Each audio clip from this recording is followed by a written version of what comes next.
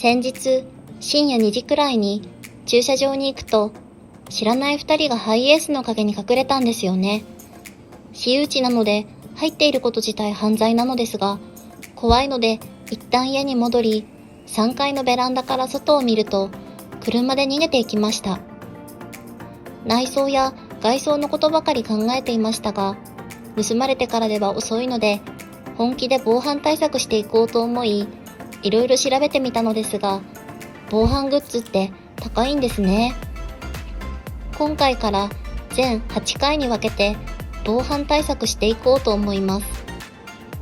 まず、トヨタに純正での防犯についていろいろ聞いてみました。一つ目はリレーアタックについて。これは手で回すキーの場合、車からリクエスト信号を出していない、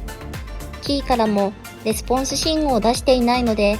リレーアタックされる心配はないとのことでした。であれば、ドアを開ける方法はガラスを割るか、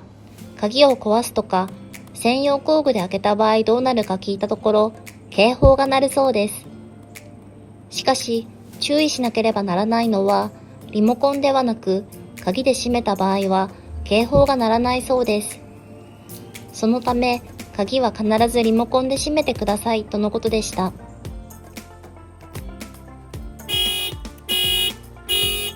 もう一つは、鍵にイモビライザー機能がついているので、直結などの方法ではエンジンがかからなくなっているとのことでした。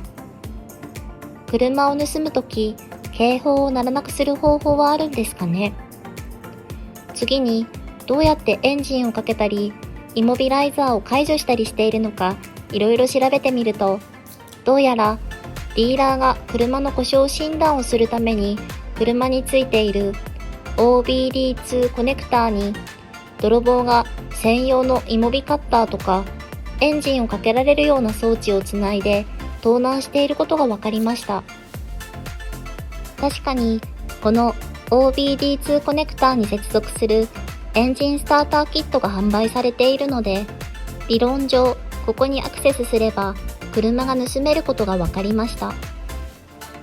OBD2 コネクターにアクセスさせないために OBD ガードという商品も販売していますが、Amazon で16,040円。ちょっと高いことと、OBD ガードって鍵を開ければコネクターに接続できれば便利なんですが、コネクターを横向きに入れているので、どのみち一旦固定場所から外さなければならないんですかね。ということで、自作してみようと思います。今回使用するのは Amazon で購入したセキュリティキーボックスです。OBD2 の配線カバーは約 15mm なので、下穴を開けてステップドリルで穴を広げてニッパーで切り取り、ヤスリがけしました。コネクタを入れて蓋をロックして、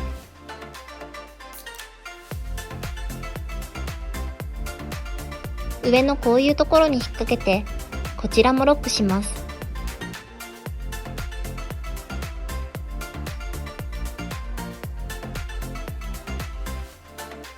横向きだとハンドルの軸に当たるので、裏側まで回します。裏でロックすると作業性が悪くなり、破壊しづらくなります。でも、ここに OBD2 コネクターがないと、すぐに上に隠してあることがバレてしまいますよね。次回はここの対策をしていきます。